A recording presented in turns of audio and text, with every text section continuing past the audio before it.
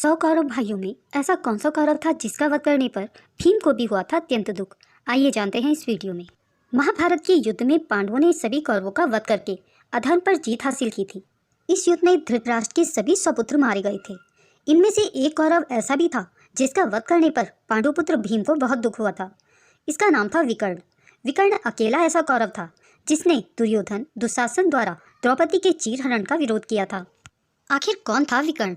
विकर्ण धृतराष्ट्र और गांधारी के उन 100 पुत्रों में से एक था जो कौरव कहलाए।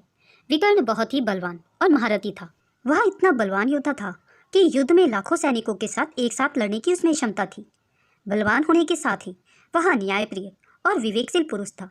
विकर्ण ने एक बार नहीं बल्कि कई बार अपने भाई दुर्योधन के उन फैसलों पर सवाल उठाए थे जो कि न्याय संगत नहीं थे। विकर्ण ने किया था द्रौपदी के चीरहरण का विरोध। खास बात यह है कि विकर्ण एक अकेला ऐसा कौरव था जिसने द्रौपदी के चीरहरण का विरोध किया था। पांडव धूर्त खेल में कौरवों से हार गए थे। युधिष्ठिर ने आखिर में द्रौपदी को ही दांव पर लगा दिया था। पांडवों के जुए में हार जाने के बाद दुर्योधन ने दुशासन के द्वारा द्रौपदी को सभा में बुलवाया और दुशासन से उसका चीरहरण करने के लिए कहा। सभा में धृतराष्ट्र, भीष्म पितामह, द्रोणाचार्य समेत कई विद्वान मौजूद थे, लेकिन किसी में भी दुर्योधन का विरोध करने की हिम्मत तक नहीं हुई। मगर विकर्ण अकेला ऐसा कौरव था जिसने अपने भाई का विरोध किया।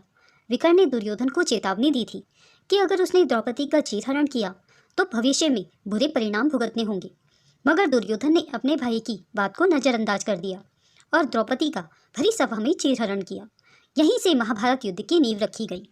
ना चाहते हुए भी भीम को विकर्ण को मारना पड़ा।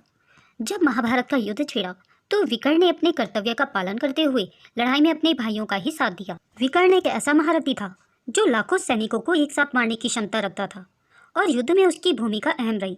दूसरी ओर पांडव विकर्ण के न्यायप्रिय स्वभाव को जानते थे। वे उससे नहीं लड़ना चाहते थे।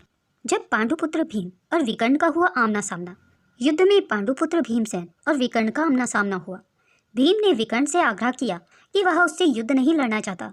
इस पर विकर्ण ने कहा कि वह सिर्फ अपने कर्तव्य का पालन कर रहा है। उसने भीम से भी अपने कर्तव्य का पालन करते हुए शस्त्र उठाने के लिए कहा। इसके बाद भीम को मजबूरन विकर्ण से युद्ध करना पड़ा। आखिर में ना चाहते हुए भी भीम के हाथों विकर्ण की मृत्यु हो गई। विकर्ण के मारे जाने पर भीमसेन तथा अन्य पांडव बहुत ही दुखी होकर विलाप करने लगे थे। कई लोग विकर्ण की तुलना रामायण के पात्र कुंभकर्ण से करते हैं। कुंभकर्ण और विकर्ण दोनों जानते थे कि उनके भाई गलत हैं, लेकिन बड़े भाई के निर्देशों का पालन करते हुए उन्होंने अधर्म का साथ दिया। कुरुक्षेत्र की रणभूमि में जब भीम का सामना विकर्ण से हुआ तो भीम ने कहा कि वह उनसे नहीं लड़ना चाहते, तो विकर्ण ने कहा कि वह जानते हैं कि कौरवों की पराजय निश्चित है, परंतु वह अपने कर्तव्य का निर्वाह करने के लिए मजबूर हैं। विकर्ण ने कहा कि द्रौपदी के अपमान के समय सभा में जो उन्हें करना चाहिए था वो उन्होंने किया और रणभूमि में भी वह अपना कर्तव्य ही निभा रहे हैं। इस तरह से विकर्ण ने यह जानते हुए भी कि दुर्योधन अधर्मी है, फिर भी कुंभकर्ण की तरह उसने अपने भाई का ही साथ दिया। दोस्तों, अगर यह वीडियो आपको पसंद आई हो तो इसे लाइक और शेयर करना ना भूलें। अगर आप मेरे चैनल में नए हैं और ऐसी ही रोचक कथाएं सुनना पसंद करते हैं तो मेरे चैनल को सब्सक्राइब करें। वीडियो को अंत तक देखने के लिए आप सभी का बहुत बहुत धन्यवाद।